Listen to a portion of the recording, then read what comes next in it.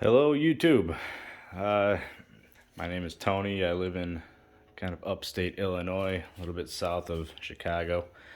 This is a 1982 Honda Big Red ATC 200E. I bought this from some guy down south of here, and it was far beyond repair. The frame was junk, had to do a lot of repairs for that. The motor on the ground over here was blown, no compression. All the electronics were clapped out of it. So the Big Red that I had, well, I had a 110 before this, and due to a couple friends of mine heavy footing the shifter, I realized that I needed to build something that not only me but everybody could ride and have fun with. So I decided to commit sacrilege, and in its place I have a Predator 420 Hemi big block. Now, I've seen this attempted. I did post on a Facebook page for ATCs, and it appears that the only person who has attempted this is Close Enough Creations, and about halfway through they whacked off the back end and made a big two-wheeler, like a fat cat out of it. Thing is super sick. They did a fantastic job on it. But I've, with my, I guess, research, I haven't found anybody do this build. So I took the reins on it. Now let me sift through my junk over here and see if I can find me a screwdriver. Or no, not a screwdriver. No. Yeah, I guess that's a screwdriver. Forgive me, I'm not a YouTuber. I've never really made videos before. So let me just give you a quick ins and outs. I did put a new tire on the front. Got this off of Dennis Kirk. That is a, what the fuck size is that? It's a 9-inch rim, 25-inch high, and 11 inches wide. These back tires, I got the set for $40 off of Marketplace. They're takeoffs from my Honda 4Trax. You're probably thinking, what the hell is with this strap job and rack? I was thinking the same thing when I picked it up, this weird morphodite rack thing. But it kind of came in handy, because after I did this 420 with a 40 series torque converter swap, then there was no way that I could put the fenders on correctly anyway. So I had to use the rack to zip tie them all on. Let's just start from the front. First of all, I don't know what the hell these forks are off of, okay? They bolt from the bottom. I don't think they're from Big Red at all. This is the front end off of a 250 on a 200. So there was so much weird wizardry going on that I just kind of worked with what I had. The brakes are non-existent on the front. I cut those away because these shock tubes would not accept any hardware to bolt the brakes on, because they don't have any mounting points, because it's not for this machine. The headlight, I put a new bulb in there, but I broke the glass because I'm an idiot. So I have a piece of Lexan that I'm going to cut and just kind of silicone that bad boy in there. The grips are new old stock. I got most of the parts on this piece of shit off of eBay. So this is from just a 125 7/8 bore thumb throttle. I did get a longer throttle cable. Let me show you the throttle mechanism over here.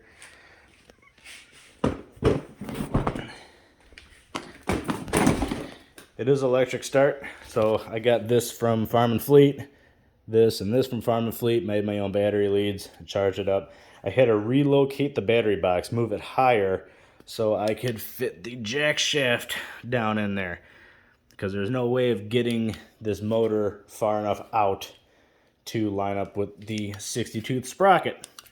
Now this sprocket The original one was a 47 tooth 520 chain sprocket. Held on, it was kind of sandwiched between two metal plates with rubber grommets in there. Took those out. I had to kind of customize a sprocket blank to fit that hub. See, I put a header pipe on the engine's got a stage 1 kit, so it's got a header pipe, the upgraded intake, jet, remove the governor. Jack shaft is two. Zoom in there. Is two 10-tooth sprockets. It's a 10-tooth on the, or 9-tooth on the torque converter. I did a disc brake conversion. Now, mostly out of necessity, because I could not, for the life of me, get these damn brakes to work how they were supposed to work.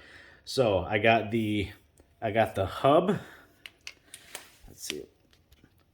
Holy shit, this thing has flash. All right, so I got the hub right here.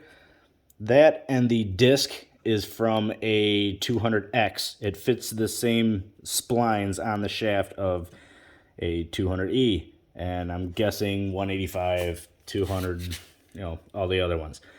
This caliper is off a 400EX.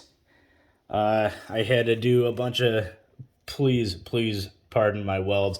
I have a crappy Marquette flux core welder to work with, so it is what it is.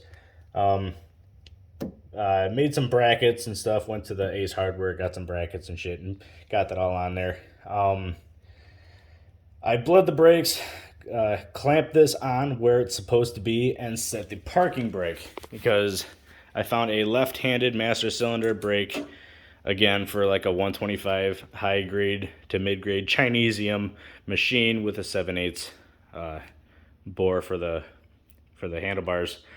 Bled the brakes, set the parking brake. That puts this bad boy smack in the center of where it's supposed to go. That is not rust. That is dust from cutting the fenders yesterday before I put them on. So that gets them smack on, tack them on, take the brakes back off, weld the piss out of them, and they're good to go. I did find a high-low switch for the headlight. I've yet to wire those in. I'm going to get the headlight all taken care of beforehand, and then I'll wire that in. If anybody's wondering, for electric start, there is where you put your positive from the battery, and negative goes to anywhere that can go on the machine for negative. Let's see what else. Oh yeah, these shocks are toast. One of them won't move at all. The other one moves pretty good. I can't seem to get even the hardware out of these things to get them freed up. So it is what it is. I will do what, three-wheeler riders do. Drop these bad boys down to like 3 pounds and go and ride it. That will be my suspension. This tank, obviously not original. In my drunken stupor, trying to finish this off a couple weeks ago, I broke the petcock, so that will be in tomorrow. Here's the fuel line that sticks right in there. For testing purposes, I did test this and realized that it has so much torque that it actually slides the motor back on the plate. So I welded 2 nuts behind the motor, threaded bolts through to push the motor forward evenly, which moves the engine, tightens the chain, and then I had another nut on there that I locked on those nuts, or on those bolts, to keep this thing in place. And then I ran the grade 8 bolts down tight. Let's see. Oh, the intake. A lot of people ask me what I did for intake. I have to run this breather into the intake. I have to do that still because I guess there could be some oil splashing around or something if there's no kind of vacuum or back pressure or some kind of fuckery going on. So under this is one of those adapters for a GX390 or a Predator 420. It slides on, and when you take the intake off, it makes up the room so you can bolt your carb on.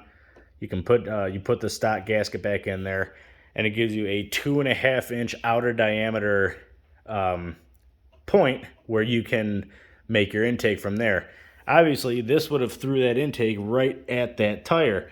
So I found, like I said, I got most of this garbage on eBay. This is a 2.5-inch to 2-inch 135-degree elbow.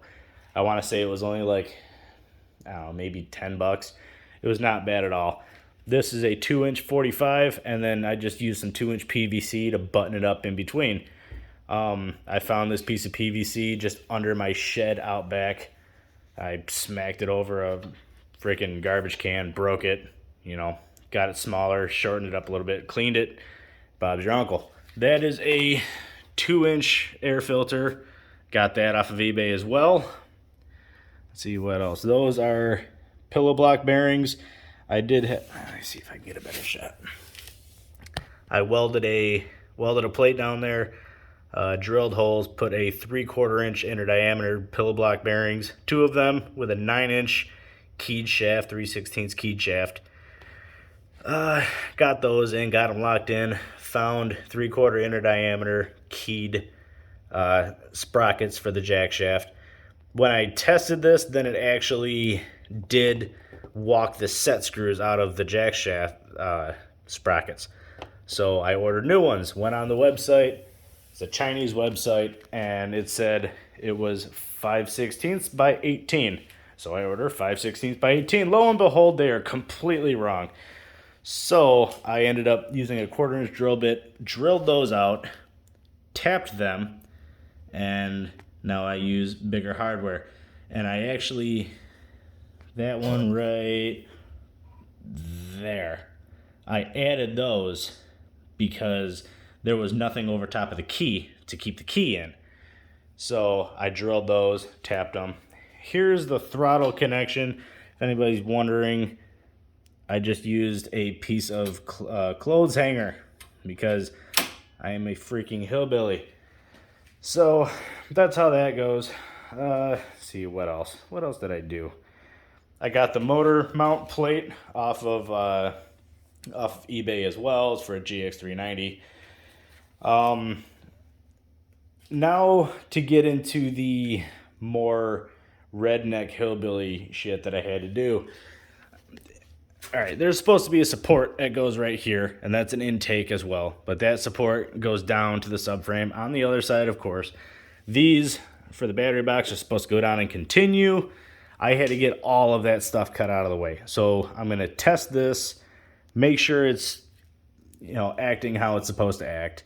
Then I'm going to take it all apart again and take it to my my parents' house, a little bit of ways from here. I'm going to have to load it up in a work truck or not a work truck, in my buddy's truck down the street and take it over there. But we're going to just weld the absolute crap out of this thing with his Miller-Matic 200.